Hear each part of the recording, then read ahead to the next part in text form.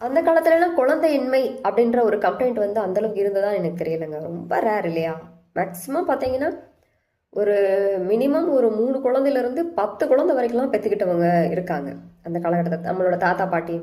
ஆனா இப்ப பார்த்தீங்கன்னா, இது ரொம்ப காமன் ஆயிருச்சு. நெறைய பேருக்கு இதான் பிரச்சனை. குழந்தை இல்லைன்றது பெரிய பிரச்சனையா இருக்கு. ஹாஸ்பிட்டல் அதுக்கான மருத்துவம்ன்றது ரொம்ப பெரிய விஷயமா போயிட்டு இருக்குங்க. காரணம் என்ன பார்த்தீங்கன்னா, இப்ப நம்மகிட்டே வரக்கூடிய கிளைண்ட்ஸ்ல பார்த்தீங்கன்னா, நெறைய பேர் வந்து குழந்தை இல்லைன்ற ப்ராப்ளம் ஓரியன்டடா இருக்கவங்க நெறைய கிளைண்ட்ஸ் இருக்காங்க.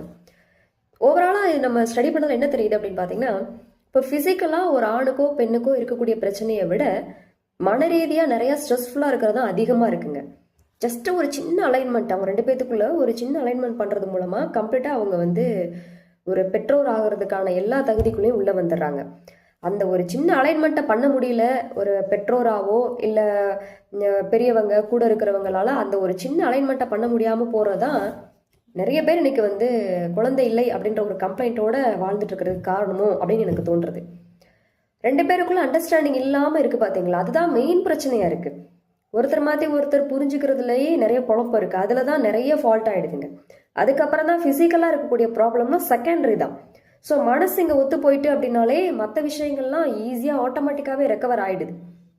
நிறைய பேர் 90% ஆஃப் பீப்புள்ஸ் ஸ்ட்ரக் ஆகுறது மைண்ட் லெவலில் தான் அப்படின்றதான் என்னோட கேஸ் ஹிஸ்ட்ரியில் நான் பார்த்த விஷயங்க. ஸோ நம்ம இதில் பார்த்தீங்கன்னா ஒரு சில பேருக்கு சொன்னால் புரியும், ஒரு சில பேருக்கு நம்ம சொல்லவே கூடாது, சொல்லவே இல்லைன்னா புரியும்.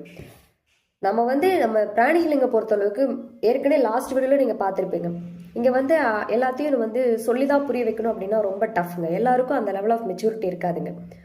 ஒரு அனுபவத்தை தாண்டி வந்திருப்போம். இப்போ அம்மாவோ பாட்டியோ தாத்தாவோ இல்லை ஒரு கவுன்சிலிங் பண்ணுறவங்களாவே இருக்கட்டுமே, அவங்க ஒரு ஒரு கட்டத்தை தாண்டி வந்திருப்பாங்க. ஸோ அதில் இருக்க ப்ளஸ் ஆர் மைனஸ் அவங்களுக்கு தெரியும். அதை வச்சு ஒரு சஜஷனாவோ ஒரு சொல்யூஷனாவோ இல்லை இதர் அட்வைஸாவோ அவங்க பண்ணுவாங்க. ஆனால் அந்த காலகட்டத்தில் ஒரு 25 ஆர் 26 அந்த மாதிரி ஏரியாவில் இருக்கிற அந்த குழந்தைங்களுக்கு வந்து மைண்டில் அவ்வளோ மெச்சூரிட்டி இருக்காது. இவ்வளோ பெரிய கண்டென்ட்டை புரிஞ்சுக்கிற அளவுக்கு அவங்களுக்கு அவ்வளோ மனப்பக்குவம் இருக்காது. அப்போ என்ன பண்ணுவாங்கன்னா 2 பேருக்குள்ள அந்த ஏஜுக்கே இருக்கக்கூடிய சில விஷயங்கள் எதிர்பார்ப்புகள் அதுக்குள்ளே தான் அவங்க லைஃப் இருக்கும். அப்போ அதை தாண்டி அவங்கள ப்ரிப்பேர் பண்ணுறது அப்படின்றது வந்து அட்வைஸ் மட்டும் வேலைக்கு ஆகாது. கிளியரா? பிராணிகளில் அவங்களோட சுவாதிஷ்டானத்தையும் நாபி சக்கராவும் கிளென்ஸ் பண்ணி எனர்ஜி பண்ணிட்டோம் அப்படின்னா அந்த பர்டிகுலர் பர்சன் எந்த இடத்துல எந்த மாதிரியான ஒரு மெச்சூரிட்டி வேணுமோ அந்த லெவல் ஆஃப் மெச்சூரிட்டியில் அவங்க ஃபோக்கஸ் பண்ணி அவங்களோட ட்ராவல் இருக்குங்க. இதை நாம் சொல்லணும்னு அவசியம் இல்லை, அவங்களுக்கே புரியும். அதுதான் இதில் இருக்கக்கூடிய மேஜிக். ஸோ இங்கே இருக்கவங்க எப்படி இந்த அளவுக்கு ரெக்கவர் ஆகுது அப்படின்னா இதாங்க காரணம் அதுக்கு. ஓகே, ஸோ குழந்தை இல்லைன்ற கம்ப்ளைண்ட் இருக்கக்கூடிய கப்புள்ஸ் யாராவது இருந்தீங்க அப்படின்னா இந்த இடம் உங்களுக்கான ஒரு சொல்யூஷன் கொடுக்கக்கூடிய இடமா இருக்கும்.